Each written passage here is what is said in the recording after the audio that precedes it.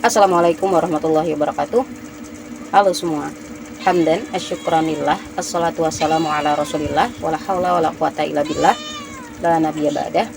Teman-teman, pada pertemuan kita yang pertama, setelah aku bilang kalau misalnya aku akan ngebahas dan ngebuat konten baru, kita bakal masuk pada tema depresi karena kurang iman. So, ini adalah tema yang aku dapat dari ide ketika nge-scroll TikTok, dan kayaknya ini agak sedikit menarik untuk dibahas. Teman-teman, depresi itu bukan sesuatu hal yang bisa kita anggap sepele, karena depresi merupakan salah satu masalah yang cukup kompleks dan sensitif, sehingga aku sangat berhati-hati untuk ngebahas hal ini. Dan aku banyak banget cari sumber-sumber seperti artikel, jurnal, dan beberapa video yang aku tonton untuk dapetin materi ini secara penuh. Tapi meskipun aku sadar bahwa sebanyak apapun aku berusaha, teman-teman harus coba cari lagi ahli-ahli yang mungkin sudah terbaik di bidang ini. So, kita akan ngomongin data dulu nih teman-teman. Jadi menurut data tahun 2021 yang aku baca dari kementerian, disebutkan bahwa 1 dari 5 orang di Indonesia itu mengalami depresi, di mana angka ini berarti sekitar 20% dari 250 juta jiwa itu mengalami yang namanya depresi. Dan ini bukan angka yang kecil. Dan ketika aku baca-baca lagi, ternyata setiap harinya di Indonesia itu orang-orang yang melakukan bunuh diri itu ada 5 orang setiap harinya. Jadi secara rata-rata 5 orang setiap harinya itu melakukan tindakan bunuh diri. Sehingga tema yang aku angkat ini menjadi satu hal yang lebih kompleks lagi, karena sesuatu hal yang nggak bisa dianggap sepele sama sekali. So, kita masuk pada pembahasan yang pengen aku bahas, yakni depresi karena kurang iman.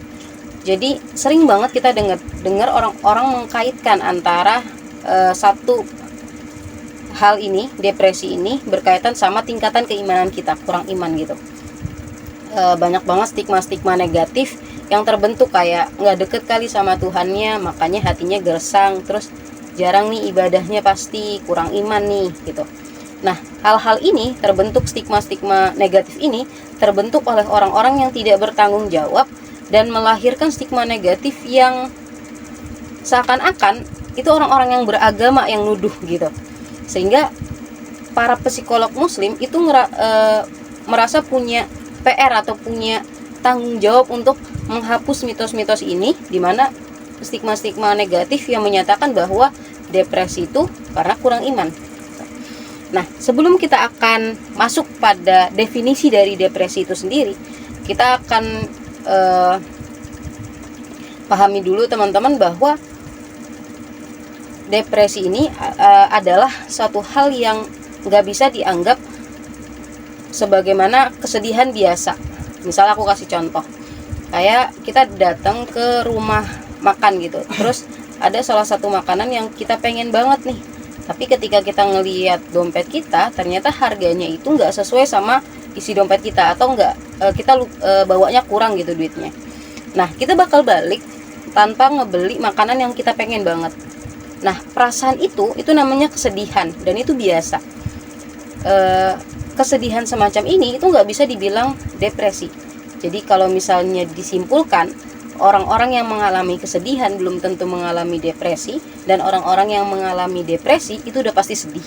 Nah, secara definisi depresi itu atau gangguan mental, atau kita biasa kenal sama mental health, itu adalah satu penyakit yang secara konstan atau konsisten, secara terus-menerus mempengaruhi pikiran, suasana hati, dan perilaku seseorang individu gitu.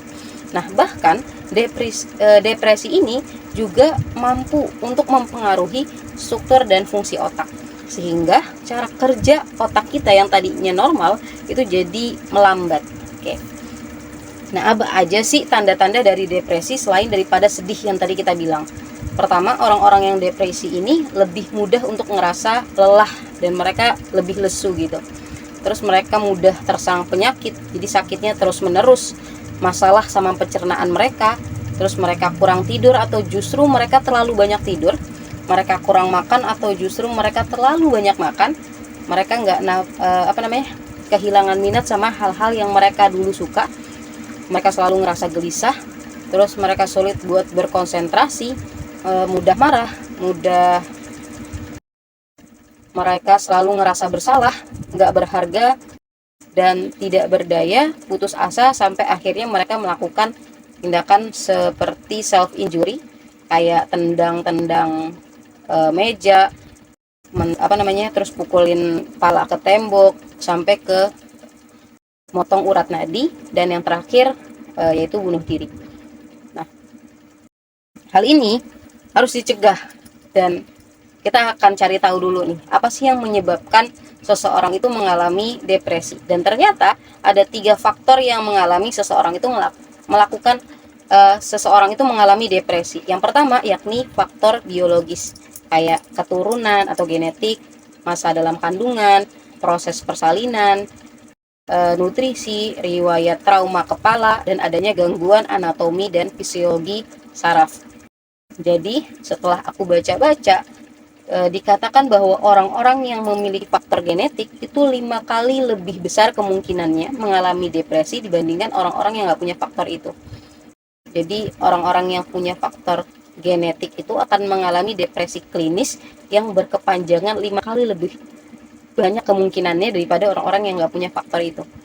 Nah, yang kedua, faktor psikologis, di mana faktor psikologis ini timbul akibat dari gangguan jiwa, yang dimana interaksi dengan orang-orang lain, terus inteligensia, konsep diri, keterampilan, kreativitas, dan tingkat perkembangan emosional. Kayak misalnya teman-teman ngerasa lebih insecure karena kayak otak teman-teman tuh terbatasi oleh orang-orang lain gitu, kayak. Dan ini juga terpengaruhi oleh yang ketiga, faktor sosial, di mana stabilitas keluarga, pola asuh orang tua, adat budaya, agama, tingkat ekonomi, nilai, dan kepercayaan tertentu itu mempengaruhi teman-teman itu mengalami depresi atau enggak.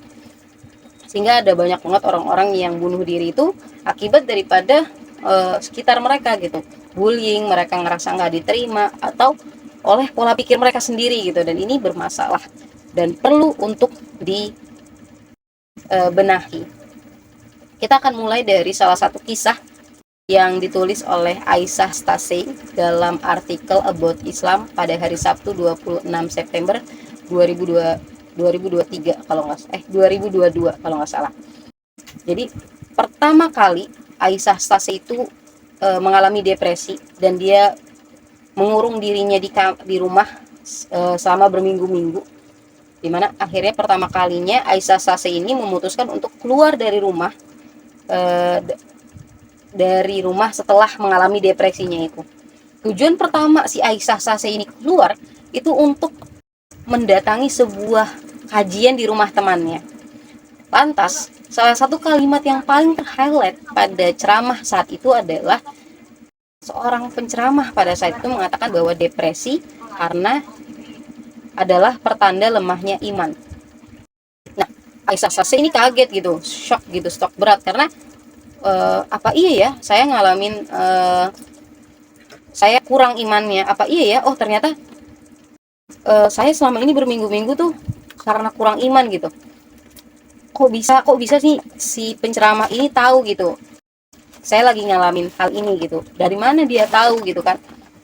Sampai akhirnya si Aisyah Stacey ini melakukan penelitian, dan dia berada pada satu kesimpulan di mana ada banyak banget kok orang-orang non-muslim, orang-orang yang nggak punya kepercayaan, orang-orang yang nggak punya keimanan, itu ngalamin depresi klinis yang berkepanjangan dalam hidup mereka gitu. Mereka nggak ngalamin sebagaimana dia yang beriman gitu. Terus ada banyak banget orang-orang non-muslim atau orang-orang non-kepercayaan itu pulih dari depresi mereka cuma dengan pengobatan atau terapi, tanpa mereka harus masuk Islam dulu nih, tanpa mereka harus berkeyakinan dulu. Nah, psikiater itu juga seringkali itu nyembuhin seseorang yang depresi itu cuma dengan menggunakan obat antidepresi, di mana ketika mereka meninggalkan obat antidepresinya itu, depresi mereka kembali nyerang gitu. Dan semua hal-hal ini memberitahukan kepada kita bahwa nggak ada kaitannya antara orang-orang yang punya keimanan yang tinggi itu akan kebal daripada depresi. Maka dikatakan bahwa orang-orang yang beriman itu belum tentu mereka nggak depresi, mereka belum tentu mereka aman aja gitu. Nggak ada hubungan antara orang-orang yang mental health, orang-orang yang gangguan jiwa, orang-orang yang gangguan mental, orang-orang yang depresi itu dengan agama. Tapi nggak bisa dipungkiri ada banyak banget penelitian yang menyatakan bahwa ada loh hubungan antara agama sama kesehatan mental. Di mana ada orang-orang yang berkeyakinan, orang-orang yang punya agama, itu dapat dikatakan bahwa mereka punya hidup yang lebih positif. Di mana agama itu menawarkan arah gitu, menawarkan tujuan, menawarkan nih loh kalau kamu depresi ini loh yang harus kamu lakuin gitu. Ada banyak banget solusi yang ditawarkan oleh agama ketika kamu berada dalam titik itu. Maka aku katakan bahwa agama, tingkat keimanan, tingkat kepercayaan, keyakinan itu bukan sebagai penghalang atau yang buat kita kebal daripada depresi. Dimana kita nggak bakal depresi nih karena kita beragama gitu. Tapi keyakinan, keimanan itu sebagai salah satu vitamin booster atau obat dari depresi itu sendiri. Nah, maka Aisyah Sase itu bilang bahwa iman yang rendah itu nggak buat kita jadi depresi, tapi depresi itu yang buat kita kehilangan iman gitu, rendahnya iman gitu. Karena pas Aisyah Sase berada dalam episode depresinya, dia berada dalam dua titik. Yang pertama, kenapa dia bilang bahwa iman dia merendah? Karena pada saat itu jiwa dia, raga dia itu lagi dalam keadaan lemah-lemahnya, lesuh-lesuhnya, nggak ada energi gitu. Buat bangun dari tidur aja lemes, apalagi sholat, wudu, sholat gitu ya. Maka hal ini kalau misalnya terus-menerus terjadi, itu mengarahkan Aisyah Sase ini semakin menjauh daripada Allah gitu. Maka dikatakan bahwa depresi inilah yang justru membuat ia kehilangan imannya. Maka kita akan kembali pada hadis yang sering kita dengar gitu, bahwa al-imanu yazidu wa yanqus, bahwa keimanan seseorang itu naik sama turun. Keimanan kita naik karena ketakwaan kita kepada Allah, dan keimanan kita turun karena kemaksiatan kita kepada Allah. Semakin kita banyak melakukan kemaksiatan, ya semakin turun imannya gitu. Maka yang kedua, ketika dia sedang dalam keadaan depresi, maka akan lebih mudah untuk setan itu bujuk dia berada dalam pada titik keputusasaan gitu. Nah, walaupun hubungan antara tingkat keimanan seseorang dengan depresi ini tidak berkaitan, tapi Aisyah Sase ini mengatakan bahwa beriman kepada Allah ini menghasilkan atau menjaga dirinya dari dua hal ketika dalam keadaan depresi. Dan dua hal ini adalah gejala yang paling berbahaya dari depresi, yakni putus asa dan rasa pengen bunuh diri. Depresi itu bukan penyakit, tapi keputusasaan adalah penyakitnya.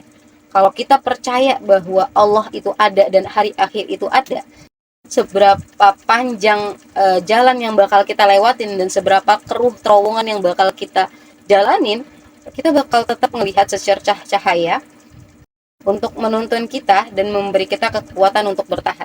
Itu kalimat dari Aisyah Sase. Kita akan lihat nih hadis-hadis tentang pegangan kita, sebagai pegangan kita untuk enggak melakukan dua gejala paling berbahaya dari depresi. Di mana Rasulullah Nabi Muhammad SAW mengatakan bersabda bahwa dia yang melakukan bunuh diri dengan mencekik akan terus mencekik dirinya sendiri selamanya di api neraka. Dikatakan juga, barang siapa yang membunuh dirinya dengan sebuah besi, maka besi itu akan berada di tangannya untuk dipakainya menusuki perutnya di hari kiamat dalam neraka jahanam abadan selama-lamanya. Terus barang siapa yang membunuh dirinya sendiri dengan racun, lantas maka racun itu akan berada di tangannya untuk ia teguki di dalam neraka jahanam, dalam keadaan di dalamnya untuk selama-lamanya, abadan. Dari 3 rentetan alasan kenapa, dengan cara apa orang lakuin bunuh diri, itu bisa dikatakan dengan cara apa seseorang melakukan bunuh diri, maka di neraka jahanam dia akan ngelakuin hal itu selama-lamanya di neraka jahanam. Maka kayak misalnya orang yang cekek dirinya gitu ya, itu nanti bakal ngecekek dirinya terus, Allah hidupin dia di dalam neraka jahanam, lantas mati karena cekekannya, terus hidup lagi, terus dicekek lagi, hidup lagi dengan rasa sakit yang seperti di awal.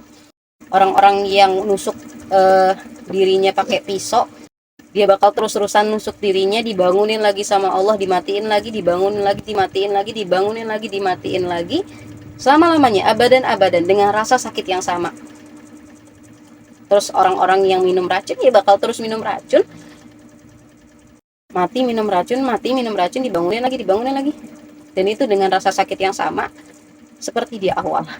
Ini bukan adab Allah yang Allah kasih peringatan sama kita, itu bukan main-main kayak misalnya bercandaan orang tua kita, ntar lu nggak bakal gue tolongin kalau lu kenapa-napa. Nggak mungkin, karena orang tua kita pasti bakal nolongin. Tapi Allah itu, peringatan Allah nggak kayak gitu. Kalau misalnya Allah bilang ya, kalau misalnya kamu ngelakuin sesuatu ya aku bakal maafin kamu selama kamu di sini, tapi kalau kamu udah nggak di sini ya nggak ada kesempatan lagi. Maka di dalam Al-Quran diceritakan untuk menjawab pertanyaan kita di awal, apakah ada hubungannya antara tingkat keimanan seseorang dengan depresi. Nabi Yakub alaihissalam di dalam Al-Quran disebutkan bahwa Nabi Yakub itu menangis karena kehilangan Nabi Yusuf, terus menangis sampai matanya buta. Padahal kita tahu nggak perlu dipertanyakan lagi tingkat keimanan Nabi Yakub alaihissalam yang begitu tingginya kepada Allah gitu. Sehingga terus ada lagi kisah Nabi Rasulullah SAW yang lebih sempit hatinya ketika dibully oleh kaum musyrikin, yang sedih, yang punya perasaan sedih luar biasa ketika dalam posisi kehilangan pamannya dan kehilangan istrinya tercinta, Ummunah Khadijah, dalam peristiwa Ummun Huzni kalau nggak salah, yakni hari kesedihan. Nah, hal ini memberikan jawaban bahwa depresi itu nggak ada kaitannya dengan tingkat keimanan seseorang. Maka dikatakan bahwa kisah-kisah yang ada di dalam Al-Quran, kisah-kisah yang kita ceritakan, itu menjelaskan bahwa setiap perasaan sedih itu valid, itu ada, itu nggak apa-apa, itu iya, boleh kamu sedih, nggak masalah. Nggak melulu soal nggak deket sama Tuhan, karena kita masa berani sih bilang kalau Nabi Yakub itu nggak deket sama Tuhan? Masa kita berani sih bilang kalau Nabi itu nggak deket sama Tuhan? Tapi kalau misalnya kita berada dalam titik di mana kita depresi, di mana kita ngerasa bahwa wah gue harus ngapain lagi nih, kayaknya nggak, udah mentok nih, nggak bisa nih, ya jadiin agama, jadiin keimanan, jadiin kepercayaan kita itu sebagai satu vitamin booster atau sebagai obat, jangan cari yang lain gitu. Maka ada ada dua ayat Al-Quran yang aku kutip, yang aku pakai di sini. Wala tahinu, dan janganlah kamu merasa lemah, wala tahzanu, dan jangan pula kamu bersedih hati, wa antumul a'launa, dan sebab kamu paling tinggi derajatnya, in kuntum mu'minin, jika kamu orang yang beriman. Teman-teman, Allah itu ngasih ujian sama kita itu gak mungkin di luar dari batas kemampuan kita. Toh dulu kita juga udah nyelesain masalah-masalah yang Allah kasih, toh kita selesai juga kok. Kenapa sih kita pada titik ini kita ngerasa ragu bahwa Allah nggak nyelesain? Kita setiap naik kereta, kita nggak bakal tanya dulu ke orang-orang siapa sih nih masinisnya gitu. Pas kita lagi naik pesawat, kita nggak bakal nanya dulu nih siapa sih nih pilotnya, karena kita percaya bahwa dia pasti bisa. Kenapa sih kita ketika yang ngatur kehidupan kita itu udah pasti Allah, kita ngerasa takut? Allah bilang, jangan kamu ngerasa lemah, jangan kamu ngerasa sedih. Mungkin aja perasaan-perasaan yang lagi ada dalam hidup kita, masalah-masalah yang lagi terjadi dalam diri kita, itu adalah salah satu maksud Allah untuk menaikin derajat kita, sehingga kita menjadi orang-orang yang lebih beriman sama Allah. Dan jangan sampai hal-hal yang menurut kita nikmat, itu justru menjadi salah satu gerbong daripada ketidakridhoan Allah sama kita. Maka dikatakan wala taqtulu anfusakum, dan janganlah kamu membunuh dirimu. Innallaha kana bikum rahima. Dan sesungguhnya Allah adalah Maha Penyayang kepadamu. Quran surat An-Nisa ayat 29. Teman-teman, dalam ayat ini dikatakan Allah melarang kita untuk melakukan tindakan bunuh diri. Innallaha kana bikum rahima. Sesungguhnya Allah adalah Maha Penyayang padamu. Ketika Allah melarang orang-orang melakukan bunuh diri. Orang-orang bunuh diri itu orang-orang apa sih? Orang-orang yang mendahului takdir daripada Allah. Orang-orang yang bilang kalau misalnya apa-apa yang Allah kasih itu jelek. Orang-orang yang secara nggak langsung bilang bahwa apa yang engkau peruntukkan, apa yang engkau tetapkan untukku, itu nggak bagus ya Allah, itu buruk ya Allah. Itu seakan-akan kayak gitu tuh orang-orang yang melakukan bunuh diri. Tapi apakah Allah murka? Apakah Allah azab? Apakah Allah marah? Apakah Allah hina? Enggak. Tapi Allah bilang innallaha kana bikum rahimah. Aku sayang sama kamu. Kenapa kamu mau ngelakuin itu? Aku sayang kok sama kamu. Jadi sebanyak apapun teman-teman punya pikiran, punya perasaan di mana teman-teman sudah mencapai titik ini, maka kembalilah kepada Allah. Nah, ini ada dua kontak aku, ada email dan ada Instagram, di mana teman-teman yang mungkin dalam keadaan ruwet dan punya pengen banget berbagi cerita tapi nggak punya temen buat berbagi cerita, maka aku punya dua akun sosial ini, sehingga teman-teman mungkin bisa hubungin aku di sini dan aku akan jawab secepat yang aku bisa. Semoga video ini ngebantu teman-teman untuk kembali kepada Allah, menjadi orang-orang yang jauh lebih beriman, dan semoga video ini dapat aku pertanggungjawabkan di akhirat kelak. Subhanakallahumma wa bihamdika asyhadu alla ilaha illa anta astaghfiruka wa atubu ilaik. Assalamualaikum. Kita akan kembali pada konten atau tema kita selanjutnya.